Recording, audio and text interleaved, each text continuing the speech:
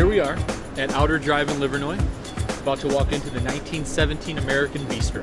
Let's do this. We got a hold to one of the greatest local architects, Mr. Harold Werner, and we made magic happen.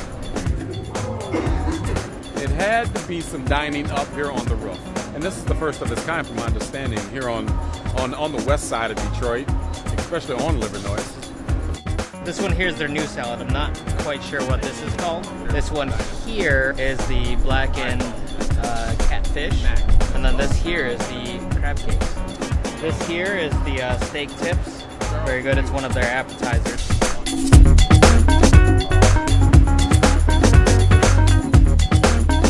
First one here is the steak tips. It's one of their appetizers. Huh? Huh? What are you getting out of it? Spicy, right? That sauce is fantastic. The red onions, mushrooms, kind of earthy, tangy, rustic. Asian spice, butter, a little garlic, a little of our house season, our special house seasoning, red wine. I've been running kitchens for at least 15 years now. I enjoy it. We go to the Eastern Market probably every day or every other day. Crab cakes, which are also on the appetizer menu. Highly recommended by the chef and owner. I like how this is very crispy and flaky outside, but you can taste everything as soon as you take that bite. Your crab, you're right, the actual sweetness of the crab mixed in with the vegetables and the spices that they put in, fantastic. It's like that special sweetness, right? Yeah. The seafood sweetness. Right. So we have a salad here with chicken. Detroit's finest. Detroit's finest salad. Well, one of the owners calls it the Detroit's finest. The other one calls it chicken pecan. So we have One's more chicken, one's more descriptive than the other. grilled chicken, pecans, red onions, strawberries, romaine lettuce. Right.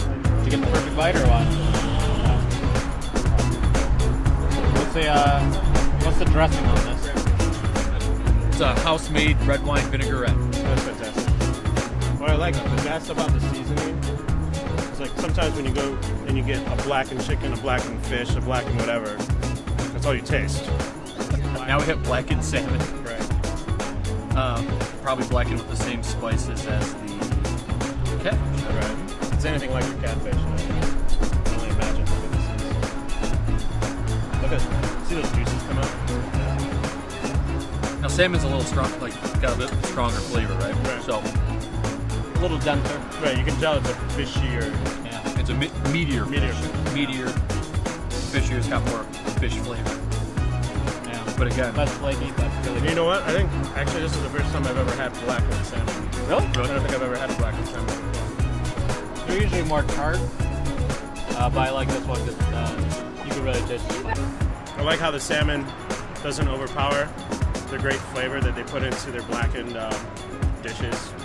Now, like I said, this is the first time I've actually ever had blackened salmon, so I didn't know what to expect. But the seasonings that they put in complement the natural salmon flavor so well that it tastes, well, obviously it's new for me, but it tastes very original, which is fantastic. yeah, and that's the key, is to complement the Right. fish and not overpower the fish. And again, Now- with now- fresh ingredients, you're able to do, using good cuts of fish and all that stuff, you're able to do that and not try to mask it with lots of salt. In general, do you like the catfish in general, or the salmon? Are you more of a salmon person or catfish, or? I'm more of a salmon person, but with their dishes, I prefer their blackened catfish over the blackened salmon. So why 1917 American Bistro? I love it when people ask me. The property, it sits in the Sherwood Forest subdivision. Sherwood Forest was established in 1917. I knew I always wanted a bistro. I knew I always wanted a bistro in the title, but I needed to do something to keep it as neutral as possible. What better way than American? Deep dish cheesecake. This is Henry's favorite, I think. Yeah, I get for us. first. Very good. Huh? I don't know if I can stop. I'm presenting our famous chocolate obsession. All right, we gotta take pics. The only thing I ask for you all to do is please be careful with it because it's very, very good. So we have a chocolate obsession cake here. Now, is it a cake or a tort? This looks like a cake. Is it a cake or a tort? It's a cake. Cake?